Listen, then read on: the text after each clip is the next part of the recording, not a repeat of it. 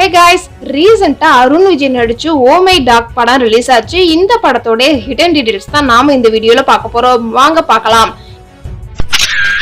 இந்த படத்தோட ஆரம்பத்திலேயே பெர்னாண்டோ டாக் சாம்பியன்ஷிப் அவார்டு வாங்குற மாதிரி காமிச்சிருப்பாங்க. இந்த கதை 2020 தான் ஆரம்பிக்கிற மாதிரி காமிச்சிருப்பாங்க.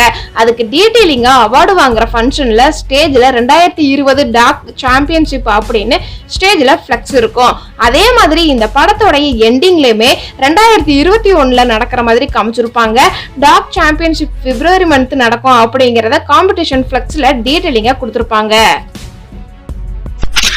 பெர்னாண்டோ டாக் சாம்பியன் அவார்டு வாங்கினதுனால அவரை இன்டர்வியூ எடுக்கிறக்காண்டி வந்திருப்பாங்க.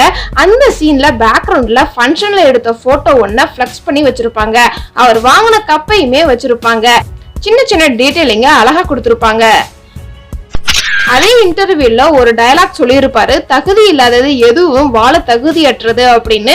இந்த டயலாக் நாய் கூடயும் கனெக்ட் ஆயிருக்கும், அதே மாதிரி அவருடைய தம்பி கூடயும் கனெக்ட் ஆயிருக்கும். ஒரு குட்டி நாய்க்கு கண்ணு தெரியாது, அதனால போட்டியில கலந்துக்க முடியாது அப்படிங்கிறதுக்காக அந்த நாயை கொல்ல சொல்லி கொடுத்திருப்பாரு.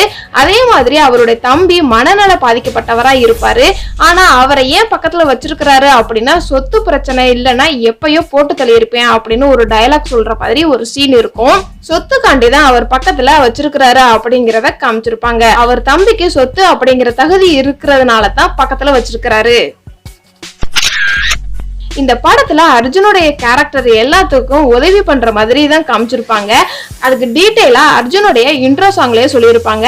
ஒரு தாத்தாவுக்கு கண்ணு தெரியாது, அவரை கிராஸ் பண்ணி விடுற மாதிரியும், 2 குழந்தைங்க மலையில நனைஞ்சுக்கிட்டு இருப்பாங்க, அதுக்கு கொடை கொண்டு வந்து கொடுக்குற மாதிரியும், அர்ஜுன் தன்னுடைய ஃப்ரெண்டை அடிச்சதுக்காண்டி ஏன்டா என் ஃப்ரெண்டை அடிச்ச அப்படின்னு தட்டி கேட்கிற மாதிரியும் ஒரு சில சீன்ஸ் வச்சிருப்பாங்க. நாயை கேர் பண்ற மாதிரியும் அர்ஜுனோட கேரக்டரை கனெக்ட் பண்ற சீன்களை டீடைலா கொடுத்திருப்பாங்க. இந்த படத்துல அர்ஜுனுக்கு அனிமல்னா ரொம்ப பிடிச்ச மாதிரி காமிச்சிருப்பாங்க. இத கனெக்ட் பண்ற விதமா பக்கத்து வீட்டுல நாய் வளர்த்திருப்பாங்க. பக்கத்து வீட்டுக்காரங்களுக்கு தெரியாம போய் அந்த அனிமல்ஸ் பார்த்து கொஞ்சுற மாதிரி சீன் காமிச்சிருப்பாங்க. அர்ஜுனுடைய ரூம்லயுமே பாத்தீங்க அப்படின்னா டாய்ஸ் ரொம்ப அனிமல்ஸா தான் இருக்கும். அனிமல்ஸ் டாய்ஸ் வச்சுதான் அர்ஜுன் அடிக்கடி விளையாடுற மாதிரி காமிச்சிருப்பாங்க. இந்த படத்துல சிம்பாவுக்கு கண்ணு தெரியாது. இந்த நாய்க்கும் கூட டீடைலிங் கொடுத்திருப்பாங்க. அர்ஜுன் குட்டி நாயை ஃபர்ஸ்ட் டைம் பார்க்கும்போது சேரும் சகதியுமா இருக்கும். குட்டி நாய் மேல தண்ணியை வச்சு தொடச்சிட்டு இருப்பாரு அர்ஜுனு. அப்போதைக்கு அவங்க அம்மா நாயை கீழே போட்டுட்டு அர்ஜுனை மட்டும் கூட்டிட்டு போற மாதிரி சீன் காமிச்சிருப்பாங்க. அப்போ அந்த நாய் அர்ஜுன் பின்னாடியே ஓடி வர்ற மாதிரி காமிச்சிருப்பாங்க. ஒரு கட்டத்துக்கு மேல அந்த நாயினால வர முடியாது. ஒரு மரம் இடையில இருக்கிறதுனால அதனால ஏறி வர முடியாம போயிடும். ஆனா அந்த மரமும் சின்ன கட்டையா தான் இருக்கும். அந்த கட்டைய சுத்தி போகலாம். ஆனா அந்த நாய் ஒரு பிளைண்ட் அப்படிங்கிறதுனால அர்ஜுனுடைய வாசனையை வச்சுதான் வீட்டுக்கு வர மாதிரி காமிச்சிருப்பாங்க. அதே மாதிரி ஸ்கூல்ல அர்ஜுனை கேலி பண்ணுவாங்க, உன் நாய் ஒரு பிளைண்டுன்னு. அப்பவுமே பசங்களா நாயை வச்சு செக் பண்ணுவாங்க. நீ கூப்பிடு வருதான்னு பாப்போம். அந்த நாய் ஓடி வரும்போது கூட இடையில பேக் வச்சு வழி மறைச்சிருப்பாங்க. அப்பவுமே நாய் பிளைண்டுன்னு சொல்ற சீன் அழகா டீடைலா கொடுத்திருப்பாங்க. அர்ஜுனோட ஃப்ரெண்ட்ஸும் இந்த நாய்க்கு என்ன பேர் வைக்கலாம் அப்படின்னு யோசிப்பாங்க. அப்போ சிம்பான்னு செலக்ட் பண்ணிடுவாரு அர்ஜுன். அர்ஜுனுக்கு சிம்பானா ரொம்ப பிடிக்கும். அதுக்கு டீடைலிங்கா அர்ஜுனுடைய இன்ட்ரோ சாங்லயே அர்ஜுனுடைய ரூம்ல லயன் கிங் சிம்பா அப்படின்னு போஸ்டர் ஒட்டி இருப்பாரு. அர்ஜுன் டிவில விரும்பி பாக்குற படம் கூட லயன் கிங் சிம்பாவா தான் இருக்கும். அர்ஜுனுடைய ஸ்கூல் பேக்லயுமே சிம்பா படம் போட்டிருக்கோம். அதனால இந்த நாய்க்கு சிம்பான்னு பேர் வச்சிருப்பாரு. சிம்பா ஒரு பிளைண்ட் நாய் அப்படிங்கிறதுனால அர்ஜுன் ட்ரெயின் பண்ணுவாரு. ட்ரெயின் பண்றதை எப்படி வந்திருக்கும் அப்படிங்கறத கூட டீடைலிங் கொடுத்திருப்பாங்க.